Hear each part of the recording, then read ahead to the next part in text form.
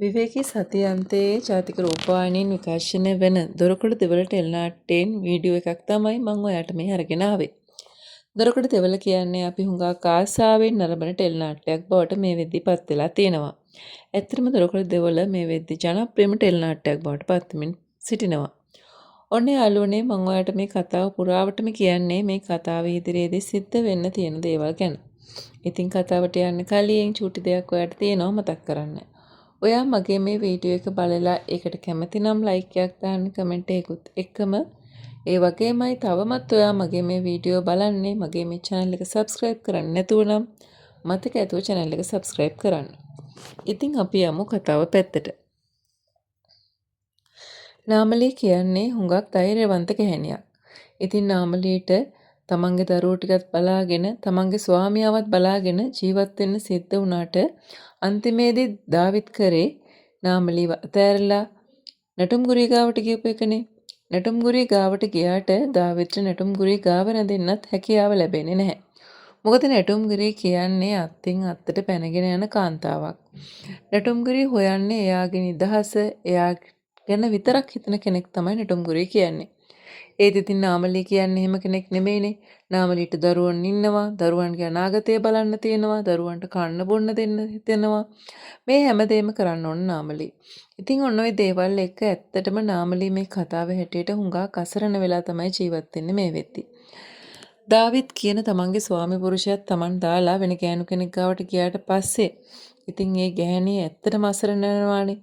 නමුත් මේ කතාවේදී නාමලී ඒ තරම්ම අසරණ නොවෙන්නේ තමන්ගේ ආර්ථිකය හයියක් කරගන්න තමන් ශක්තිවන්ත ගෑණි කෙනෙක් වෙලා නැගිටින්න උත්සාහ දරන හින්දා.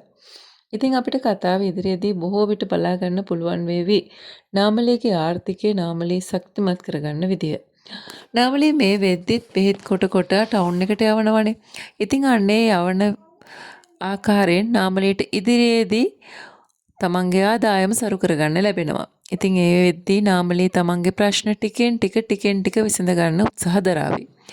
ඒ වගේම තමයි නාමලීගේ දරුවන් මේ වෙද්දී හොඳට අධ්‍යාපනය හදාරනවනේ. මැනිකේ ඇරෙන අනිත් සියලුම දෙනාම හොඳට ඉගෙන ගන්න කැමති. ඉතින් අපිට මේ කතාව ඉදිරියේදී මේ නාමලීගේ දරුවනුත් හොඳින් අධ්‍යාපනය ලැබලා ජයග්‍රහණ ලබනවත් බලා ගන්න පුළුවන් වෙනවා. ඉතින් මෙන්න මේ විදිහට නාමලී ටිකෙන් ටික ශක්තිමත් වෙද්දී අපිට බලා ගන්න පුළුවන් වෙන්නේ නැටුම්ගුරියට සිද්ධ වෙන දේ. නැටුම්ගුරිය ඇත්තටම කරේ පුදුමාකාර වංචාවක්. මොකද නැටුම්ගුරිය දාවිත්ව යාළු කරගෙන නාමලීට ඉන්න හිටින්න තිබුණු ගේත් අයිති කරගත්තා. ඉතින් නාමලීට ඒක නිසා තමයි ගෙදරින් එළියට බහැලා යන්න සිද්ධ වුනේ. ඒත් නාමලී කිසිම දෙයක් කියන්නේ කරන්නේ නැතුව ගෙන් එළියට බහැලා යනවා.